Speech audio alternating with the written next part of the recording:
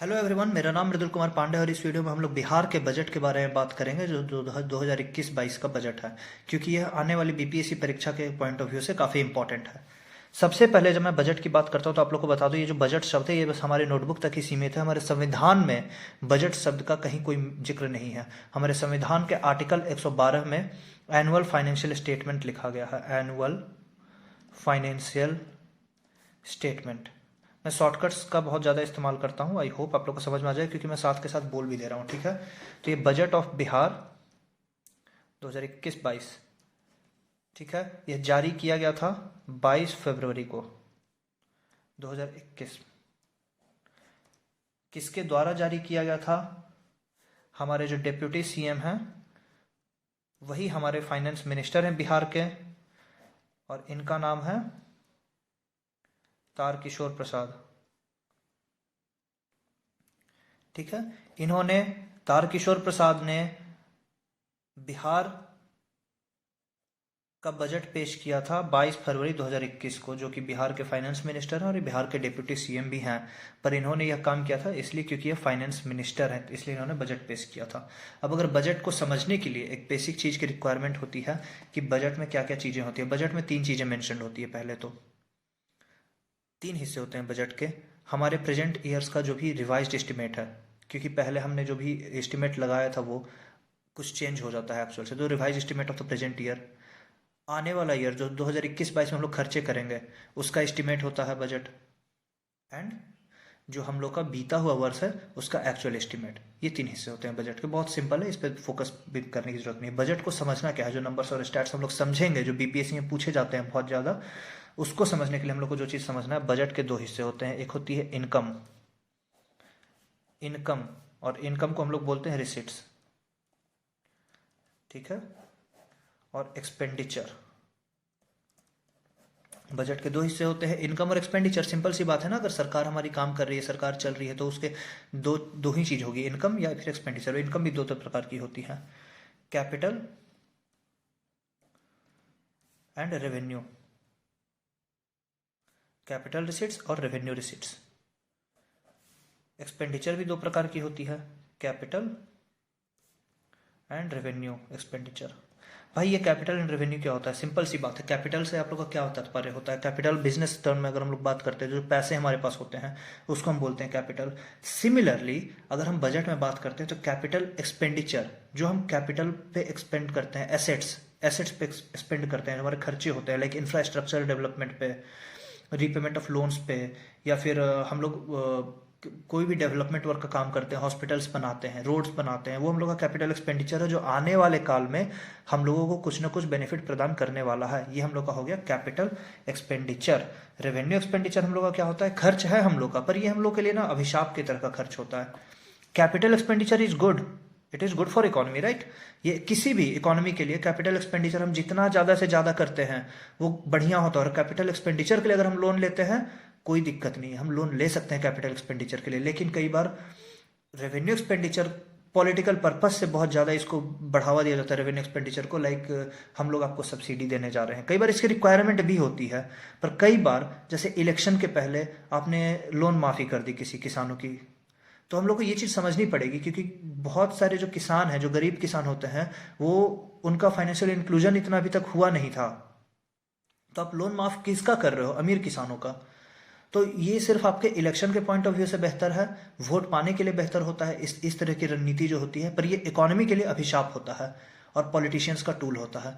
Revenue expenditure हम लोग का क्या होता है? जो हम खर्च करते हैं इस तरह की चीज़ों पे, या फिर लॉ एंड ऑर्डर पे, या फिर हम लोग खर्च करते हैं सैलरी पेमेंट पे या पेंशन पेमेंट पे, इंटरेस्ट पेमेंट पे, एंड सब्सिडीज जो मैंने ऑलरेडी बता दिया। कई सब्सिडीज रिक्वायर्ड होती हैं, जरूरत होती है, क्योंकि हम लोग की देश अभी डेवलपिंग कंट्री है, सब्सिडीज की जरूरत है कई जगह। पर कई जगह अननेसेसरी सब्सिडीज हम लोग बेवजह बहुत ज़्यादा बांटते हैं, वो वो गलत है। एंड ओवरऑल अगर हम इकोनॉमिक के हिसाब से देखें, इकोनॉमी के हिसाब से देखें, तो जो हम लोग की रेवेन्यू एक्सपेंडिचर है वो कम से कम होना चाहिए, कैपिटल एक्सपेंडिचर ज़्यादा से ज़्यादा होना चाहिए। ठीक है, अब सिमिलरली इनकम, इनकम की जो हम बात करते हैं, लाइक रिसिट्स, रिसिट्स हम लोग बोलते हैं ना इनकम को। तो इनकम जो है हम लोग की 2 प्रकार की होती है, कैपिटल एंड रेवेन्यू। कैपिटल में क्या हो जाता है हम लोगों का यार, रिकवरी ऑफ लोन्स हो जाएगा ना, हमने लोन दिया था वो कैपिटल एक्सपेंडिचर था, तो रिकवरी ऑफ लोन्स, उस लोन की जो हम लोग रिकवरी करते हैं तो वो हम लोग का ये हो जाता है। दूसरा हम लोग का हो जाता है डिसइन्वेस्टमेंट।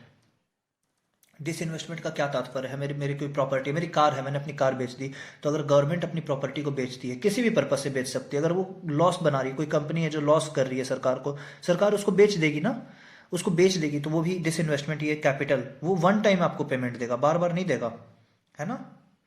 पीएफ, पीएफ का जो कंट्रीब्यूशन आता है, पर ये सेंट्रल गवर्नमेंट के हिस्से में जाता है, पर मैं आपको कॉन्सेप्ट वाइज बस बता रहा हूँ, ठीक है। रेवेन्यू रिसिट्स हम लोग की क्या क्या होती है, रेवेन्यू रिसिट्स होती है जो रेगुलर इनकम है, रिकरिंग इनकम होती है ये हमारी। इसमें दो दो हिस्से होते हैं, tax and non tax, tax and non tax.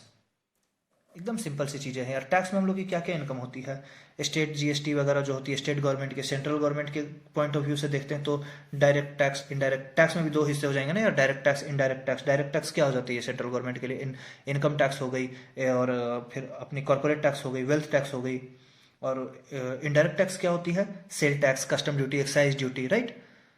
ये नॉर्मल अपने बजट के हिसाब से मैं बता रहा हूँ, अभी बिहार के बजट में हम लोग आएंगे, ये समझ रहे हैं ताकि हम लोग बजट को अच्छे से समझ सकें, है ना। तो ये हम लोग का बेसिक जो आप कह सकते हैं वार्म अप था, बजट को समझने से पहले ये था। तो अब हम आते हैं बिहार के बजट पे, जिसको 22 फरवरी 2021 को, डेट इंपॉर्टेंट है क्योंकि बिहार के बीपीएससी पेपर में इस तरीके के सवाल पूछे जाते हैं। इसको पेश किया है तारकिशोर प्रसाद ने, जो कि बिहार के फाइनेंस मिनिस्टर हैं और साथ ही साथ ये डिप्यूटी सीएम भी हैं, ठीक है। तो अब हम लोग यहाँ से शुरू करते हैं दोस्तों, बजट ऑफ बिहार, ठीक है। अब हम लोग का जो बजट है इसके दो हिस्से ऑब्वियसली होंगे। क्या क्या होंगे, इनकम दैट इज रिसिट्स, और हम लोग के होंगे एक्सपेंस। अब यार सिंपल सी बात समझनी है ना यार, एक्सपेंस हम लोग को जितनी करनी है, जितने हमारे खर्चे होने हैं, उतनी इनकम तो चाहिए ही चाहिए। और अगर उतनी इनकम नहीं है तो बाकी हम लोन उठा लेंगे, क्योंकि खर्चे तो करने हैं ना यार, इकोनॉमी चलानी है ना। तो हमने जो खर्चे का एस्टिमेट बनाया है वो हम लोग का एस्टिमेट है 2,18,303 करोड़। ये हम लोग का एक्सपेंडिचर का एस्टिमेट है। और रिसिट्स का हम लोग का एस्टिमेट है 2,18,503 करोड़। 200 करोड़ हमने एक्स्ट्रा रखा हुआ है, ठीक है। अब इसमें हम लोग और सेग्रीगेट करेंगे भाई। रिसिट्स दो प्रकार की होती है ना, कैपिटल एंड रेवेन्यू, अभी बात हुई थी ना। कैपिटल रिसिट्स मतलब कुछ हम लोग डिसइन्वेस्ट करेंगे, या फिर बाकी जो और तरीके होते हैं, लोन रिकवरी, या सेंटर से हम लोग को जो ग्रांट मिल रहा है, वो सब भी आते हैं कैपिटल रिसिट्स में, ठीक है। सेंटर से जो ग्रांट मिल रहा है, आई एम बिट कंफ्यूज्ड, एक बार मैं आपको इस वीडियो में ही कंफर्म कर दूंगा, ठीक है। एनीवेज, जब मैं डेटा देखूंगा तो वहाँ पे ऑब्वियसली ये चीज़ क्लियर हो जाएगा। फिर हम लोग एक्सपेंडिचर की बात करते हैं।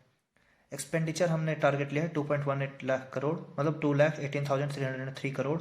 तो ये जो एक्सपेंडिचर है इसके भी दो हिस्से होंगे, एक होगा कैपिटल एक्सपेंडिचर और एक होगा होना है रेवेन्यू एक्सपेंडिचर, है ना। रेवेन्यू एक्सपेंडिचर का हमने जो टारगेट लिया है वो है 1,77,071 करोड़। एंड ये देखिए हमारे बिहार की इकोनॉमी का अभिशाप है ये। हम लोग को ये समझना होगा कि ये जरूरी खर्चे हैं, पर हम लोग के इस 2,18,000 करोड़ में से 1,77,000 करोड़ हम सिर्फ और सिर्फ रेवेन्यू एक्सपेंडिचर हम लोग का है। तो हम लोग कहीं कैपिटल इन्वेस्टमेंट अगर कर नहीं रहे हैं तो हम लोग डेवलपमेंट कैसे एक्सपेक्ट कर सकते हैं। कैपिटल एक्सपेंडिचर हम लोग का है मात्र 41,231 करोड़, 41,231 करोड़। अब इसमें हम लोग सीधे सरकार को दोष नहीं दे सकते हैं, ये हम लोग को समझना होगा क्योंकि चैलेंजेस बहुत हैं। हम लोग सिर्फ और सिर्फ इकोनॉमिक पॉइंट ऑफ व्यू से देख रहे हैं, लेकिन अगर हम लोग multi dimensional point of view से चीज़ों को समझने की कोशिश करेंगे तो ये भी जरूरी है। आप पेंशन नहीं रोक सकते हैं किसी का, आपको सैलरी सबकी देनी होगी, आप बहुत जगह डिपेंडेंट होते हैं बहुत सारी चीज़ों पे, ठीक है। एनीवेज, अब हम लोग आते हैं रिसिप्ट्स में। हम लोग का जो कैपिटल रिसिप्ट्स है टोटल वो है 32,235 करोड़ का, और रेवेन्यू रिसिट्स है हम लोग का 1,86,000 करोड़ का। यहाँ मैंने नंबर्स लिखे हैं, ये 32,235 करोड़ और ये है 1,86,000 करोड़। अब इस कैपिटल रिसिट्स में बोरोविंग है, मैं सिर्फ बोरो लिख रहा हूं, बोरोविंग है हमारी 31,000 करोड़ की, 31,805 करोड़, और बाकी रिकवरी ऑफ लोन है 430 करोड़ की। ठीक है। और अब अगर हम बात करते हैं रेवेन्यू रिसिट्स की, तो देखिए रेवेन्यू रिसिट्स में हम लोग क्या आ जाते हैं, ग्रांट इन एड। देखिए अभी मैं वही कंफ्यूज हो रहा था ना, थोड़ा सा कंफ्यूज था। ये रेवेन्यू रिसिट्स में आती है, कैपिटल रिसिट्स में नहीं आती है, जो सेंटर से हम लोग को ग्रांट मिलता है, क्योंकि ये रेगुलर इनकम है, ये रेगुलर इनकम है, और यहाँ पे हम लोग कुछ डिसइन्वेस्ट नहीं कर रहे हैं। मैं नहीं पता क्यों थोड़ा सा कंफ्यूज हो गया था। तो ये जो रेवेन्यू रिसिट्स में आएगी 1,86,000 करोड़ में सेंटर का कुछ हिस्सा आएगा। तो सेंटर से हिस्सा आएगा लगभग 54,000 करोड़। फिर स्टेट का जो शेयर होता है उसमें आएगा 91,000 करोड़। और स्टेट के कुछ जो खुद के टैक्स होते हैं वो है लगभग 35,000 करोड़। और स्टेट की खुद की जो नॉन टैक्स इनकम होती है, नॉन टैक्स इनकम मतलब कि अगर ज़मीन की रजिस्ट्री हो रही है, इस तरह की छोटी मोटी चीज़ें हो रही है, तो नॉन टैक्स इनकम है, वो होगी लगभग 5,000 करोड़, जिसको कि सबको हम लोग जोड़ देंगे इन चीज़ों को, तो ये हम लोग का हो जाएगा रेवेन्यू रिसिट्स, जो कि 1,86,000 करोड़ है। ठीक है। बोरोविंग हमारी 31,000 करोड़ की है, 430 करोड़ लगभग लोन। तो ये इंपॉर्टेंट नहीं है, मेन इंपॉर्टेंट नंबर सही है। हमारी कैपिटल रिसिट कितनी, हमारी रेवेन्यू रिसिट कितनी है, कैपिटल एक्सपेंडिचर हम लोग की कितनी है, और रेवेन्यू एक्सपेंडिचर कितनी है। आई बिलीव कोई कंफ्यूजन नहीं होगा, हम लोग एक बार रिवाइज कर लेते हैं। हमारे बजट के दो हिस्से हैं, रेवेन्यू जो कि इनकम का हिस्सा है, एक्सपेंडिचर जो कि खर्चे का हिस्सा है। रेवेन्यू में कैपिटल इनकम या कैपिटल रेवेन्यू, कैपिटल रिसीट जो हमारी है वो है 32,000 करोड़ की, जो कि हम लोग कुछ बोरो कर रहे हैं, पैसे उठा रहे हैं, और कुछ हम लोग क्या कर रहे हैं, लोन रिकवरी से ले रहे हैं। रेवेन्यू रिसीट्स में हम लोग के कुछ हिस्से हैं जो कि सरकार दे रही है, सेंट्रल गवर्नमेंट दे रही है, केंद्र सरकार। कुछ हमारी टैक्स इनकम है, कुछ नॉन टैक्स इनकम है। अब हम लोग आते हैं एक्सपेंडिचर में, capital expenditure, revenue expenditure. Capital expenditure जो हम लोग इंफ्रास्ट्रक्चर, हेल्थ केयर, एजुकेशन या बाकी इस तरह की चीज़ों पे खर्चा करने वाले हैं, जो हम लोग को आगे जाके बेनिफिट दे, तो वो हमारी होती है कैपिटल एक्सपेंडिचर, वो है 41,231 करोड़ की। रेवेन्यू एक्सपेंडिचर हमारी हो जाएगी एक्सपेंडिचर जो कि हम लोग करने वाले हैं लोन रिपेमेंट पे, या फिर हम लोग करने वाले हैं पेंशन पे, या हम लोग करने वाले सैलरी पे, या लॉ एंड ऑर्डर पे, इस तरीके के खर्चे जो होते हैं वो हम लोग हमारे हो जाते हैं रेवेन्यू एक्सपेंडिचर, जो कि 1,77,071 करोड़ की है। ठीक है। तो एक प्रॉब्लम हमारी इकोनॉमी की हम लोग को यहीं पे दिख चुकी है कि ये बहुत ज़्यादा ही, इसे धीरे धीरे हमें कोशिश करना होगा कम करने का। ऑल ऑफ अ सडन हम कम नहीं कर सकते हैं। ओके। इस साल का जो हम लोग का बजट है ये रेवेन्यू सरप्लस है, ये आप ध्यान रखना। देखिए अब यहाँ से रेवेन्यू सरप्लस, मैं आप लोगों को समझा देता हूँ रेवेन्यू सरप्लस क्या होता है। देखिए इनकम और एक्सपेंस में दो टर्म आते हैं ना, revenue income and revenue expenditure. तो अगर रेवेन्यू एक्सपेंडिचर ज़्यादा हो और रेवेन्यू इनकम कम हो, तो हम लोग रेवेन्यू डेफिसिट में रहेंगे। डेफिसिट मतलब होती है ना कमी, खर्चे ज़्यादा हैं, इनकम कम है, तो हम लोग कमी में रहेंगे। बट अगर हमारे रेवेन्यू इनकम कम, रेवेन्यू रिसिप्ट ज़्यादा है, इनकम जो की है, और रेवेन्यू एक्सपेंडिचर कम है, तो हम लोग रेवेन्यू सरप्लस में रहेंगे। तो इस साल हम लोग रेवेन्यू सरप्लस में है, और ये है 9,196 करोड़ रेवेन्यू सरप्लस में है हम लोग। ठीक है। And this is 1.21% of GSDP. GSDP क्या होता है भाई, देखिए सकल घरेलू उत्पाद होता है ना, जीडीपी को हम कहते हैं ग्रॉस डोमेस्टिक प्रोडक्ट। तो स्टेट का जो जीडीपी होता है उसको बोलते हैं जीएसडीपी। ठीक है। तो और हम लोग की जीएसडीपी कितनी है, जीएसडीपी इस साल के लिए हम लोग की है 7,57,026 करोड़। ठीक है। तो इसका ये 1.21% है। क्लियर है। फिस्कल डेफिसिट, फिस्कल डेफिसिट बहुत सिंपल सी चीज है। हमने जितना लोन लिया, क्यों हम हमारी बोरोविंग्स जितनी है वो हमारी कमी होती है, उतने पैसे हमारे कम पड़ रहे हैं, हमारी इनकम अर्निंग जो है हमारे खर्चे से उतना कम है। भाई मेरी जितने खर्चे हैं उससे जितनी मेरी अर्निंग कम होगी उतना ही ना मैं लोन लूँगा, तो वही होती है फिस्कल डेफिसिट। तो हमारा फिस्कल डेफिसिट है 22,511 करोड़, और ये है 2.97%। ठीक है। पर पीछे हम लोग देख रहे हैं ना कि हमारी बोरोविंग से 31,805 करोड़, तो उसको देख के कंफ्यूज मत होना।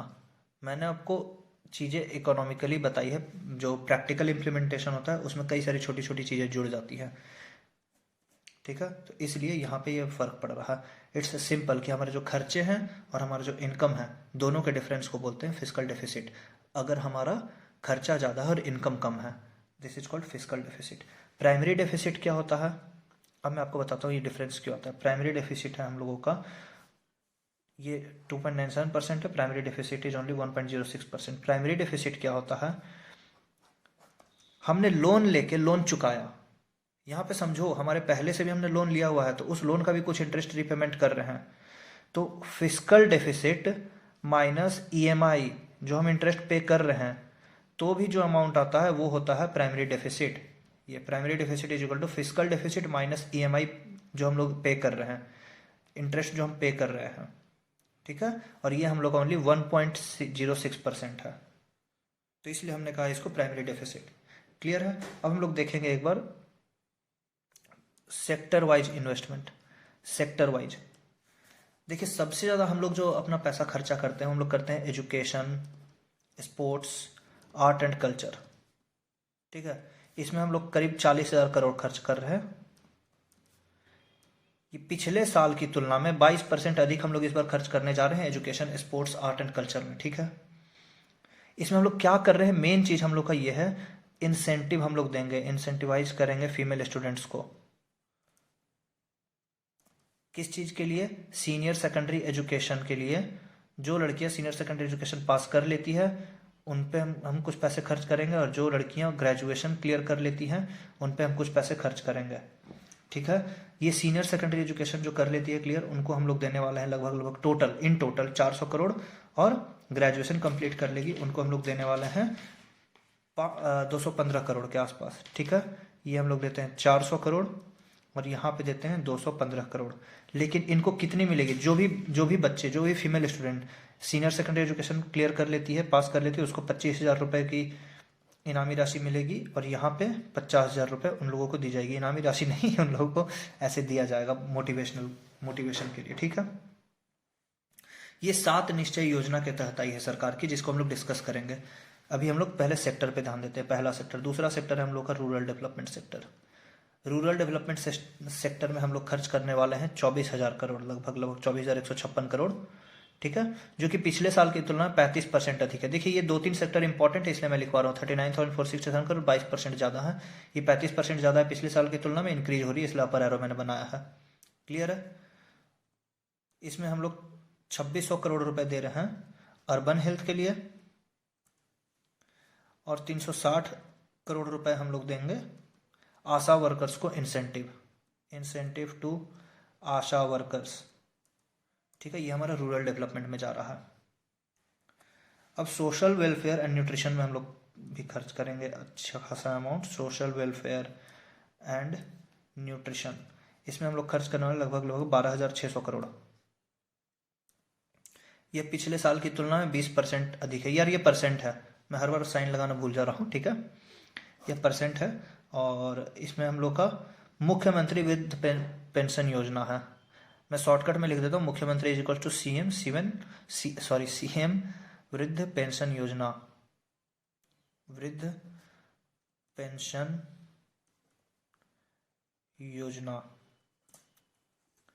ठीक है, सीएम वृद्ध पेंशन योजना, इसमें हम लोग देने वाले हैं 953 करोड़। फिर हम लोग का अगला सेक्टर, इस ये नॉर्मल सेक्टर्स हो गए। फिर हम लोग का आती है पुलिस, हाउसिंग, एनर्जी। तो एनर्जी सेक्टर में यहाँ मेंशन कर रहा हूँ, क्यों, देखिए हर जगह ना हमारा खर्चा बढ़ा है, हमने एक्सपेंडिचर अपनी बढ़ाई है, पर एनर्जी सेक्टर में हम लोग 8,400 रुपीज़, लगभग लगभग 8,400 रुपीज़ खर्च कर रहे हैं, 8,473 करोड़ रुपीज़ खर्च कर रहे हैं। लेकिन ये घटा है, ये पिछले साल की तुलना में घटा है। देखिए -3% घटा है, तो ये इंपॉर्टेंट है, ये पूछ सकता है किस सेक्टर में घटा या कितना घटा है। ठीक है, सबसे ज्यादा अगर कहीं बढ़ा है तो वो हम लोग का बढ़ रहा है रोड्स एंड ब्रिजेस, 7800 करोड़, जो कि 49% इंक्रीज हुआ है लास्ट ईयर की तुलना में। ठीक है, एग्रीकल्चर में पीएम कृषि सिंचाई योजना के तहत खर्च होने वाले हैं, तो वो इतना इम्पोर्टेंट नहीं है। और ये मैं यहाँ पे नहीं, सॉरी, सबसे ज़्यादा नहीं बढ़ा, ये 49% है रोड्स एंड ब्रिजेज में, पर काफ़ी बढ़ा है। और अर्बन डेवलपमेंट में हमारा एक्सपेंडिचर सबसे ज़्यादा बढ़ा है। अर्बन डेवलपमेंट में हमारा एक्सपेंडिचर बढ़ा है 57%, 6853 crore, and this is 57% growth. तो सबसे ज़्यादा यहाँ हमने एक्सपेंडिचर अपनी बढ़ाई, फिर यहाँ बढ़ाई है, फिर हमने बढ़ाई है 35% यहाँ पे, फिर ये ऐसे करके आती है, ठीक है, फर्स्ट सेकंड। तो ये 3 4 5 आपको याद कर लेना, ये इंपॉर्टेंट है, ठीक है।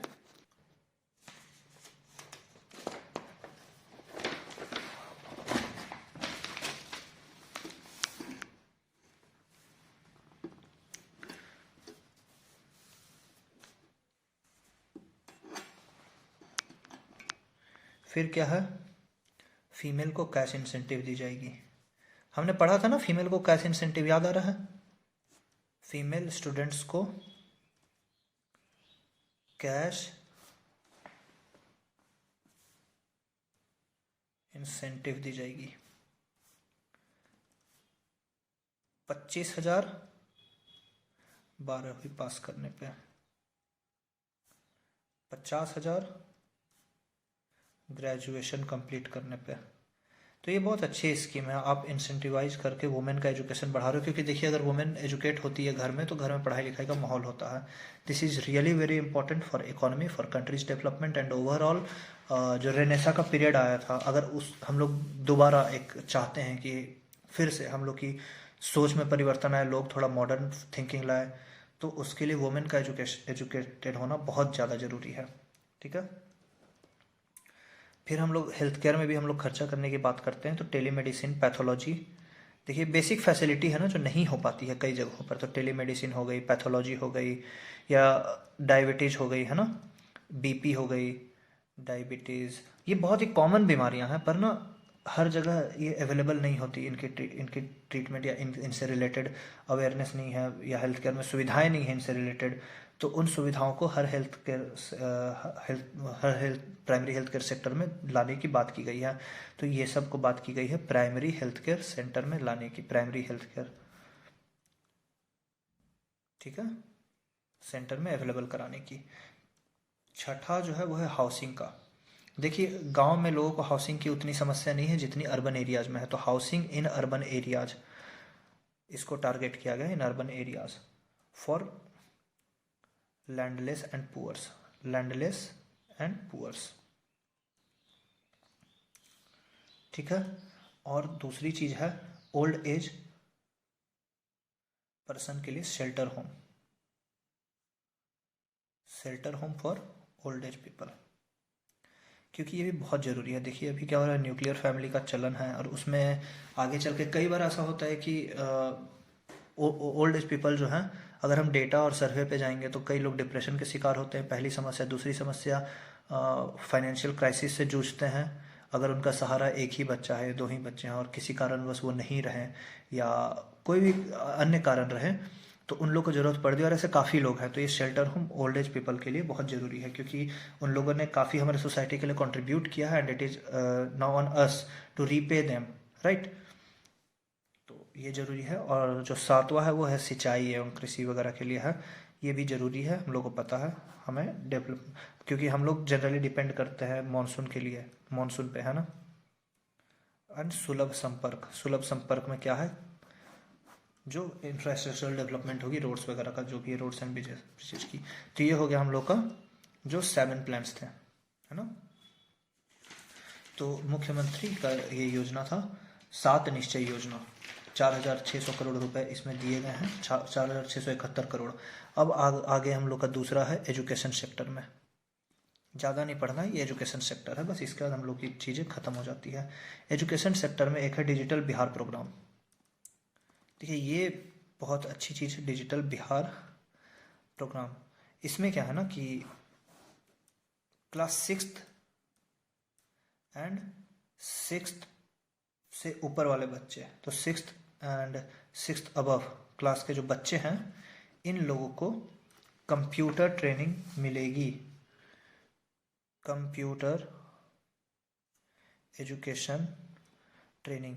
यार आप समझो कि आज के टाइम पे हम लोग का जो वर्क है, सारा वर्क यार कंप्यूटर बेस्ड हो गया। आप डॉक्टर बनते हो तो भी आपको कंप्यूटर चलाना है, आप सॉफ्टवेयर इंजीनियर बनते हो तो भी आपको कंप्यूटर चलाना है, आप अकाउंटेंट हो तो भी आपको कंप्यूटर चलाना है, इवन आप फार्मर हो, आपको फार्मिंग करनी है। By use of computer and internet आप बहुत अच्छे तरीके से चीज़ों को इम्प्लीमेंट कर सकते हो। And we our life is now totally dependent on computer. आप समझ सकते हैं धीरे धीरे धीरे धीरे हम लोग कंप्यूटर्स पे आश्रित हो रहे हैं, चाहे वो मोबाइल के फॉर्म में हो, चाहे आप नॉर्मल लैपटॉप या पीसी की बात करते हैं।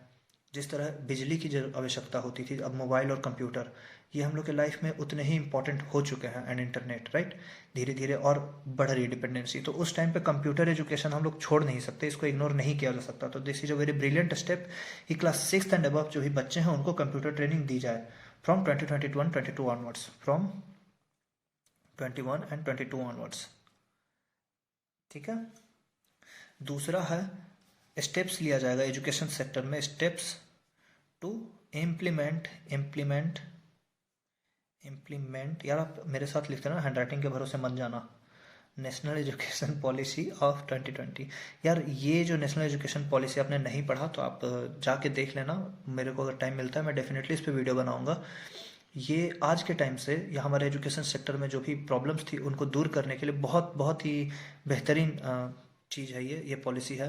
अगर आप इसमें देखेंगे, क्योंकि हम लोग की जो अभी तक पढ़ाई थी वो रटंत विद्या पे बेस्ड थी बहुत ज़्यादा। मैं एक सिंपल सा एग्जांपल दूंगा, हम लोग के एजुकेशन सिस्टम की फेलियर वहाँ पे दिखती है when you will go and ask any student from like any good school or any bad school, when you will ask them कि A for everyone will say apple, B for ball, C for cat and D for dog. देखिए problem यहाँ पे है, क्योंकि A for aeroplane भी होता है, B for beer भी होता है, सी फॉर काउ भी होता है, लेकिन हम लोग ना रट के हम लोग इस छोटी सी चीज़ में भी दिमाग नहीं लगाना चाहते हैं। हम लोग को ये नहीं पता होता है कि हमने पाइथागोरस थ्योरम अगर पढ़ा है, इसका रियल लाइफ इम्प्लीमेंटेशन कहाँ पे है। हम लोग ट्रिग्नोमेट्री पढ़ते हैं, हम लोग को नहीं पता होता है कि उसको रियल लाइफ में कहाँ यूज करते हैं, और यूज करते हैं तो कैसे करते हैं। हम लोग सिर्फ रटंत विद्या की तरफ पढ़े जा रहे हैं।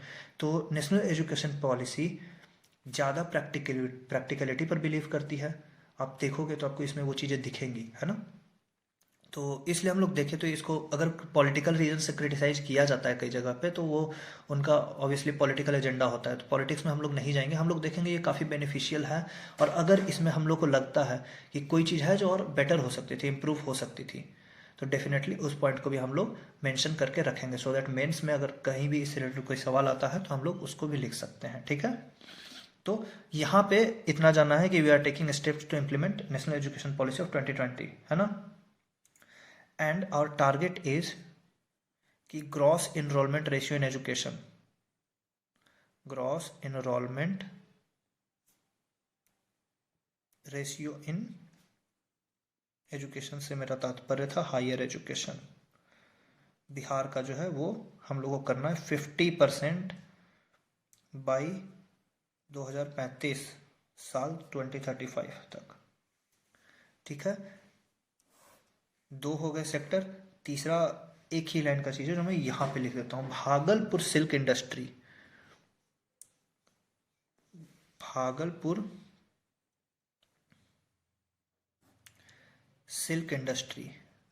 इसके लिए सेंटर ने 2200 करोड़ रुपए, लगभग 2 to 6 7 करोड़ रुपए दिए हैं फ्रॉम सेंटर।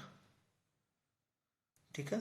तो ये हम लोग की हो गई अभी तक की बिहार का बजट, जो कि इस एग्जामिनेशन पॉइंट ऑफ व्यू से इंपॉर्टेंट है। अगर आपको कोई कन्फ्यूज़न होता है तो आप कमेंट बॉक्स में लिखें, या अगर आपको लगता है कि इसमें कोई कोई चीज़ है जो इम्प्रूव करने की ज़रूरत है, आपको समझने में दिक्कतें आ रही हैं, तो do let me know. Thank you.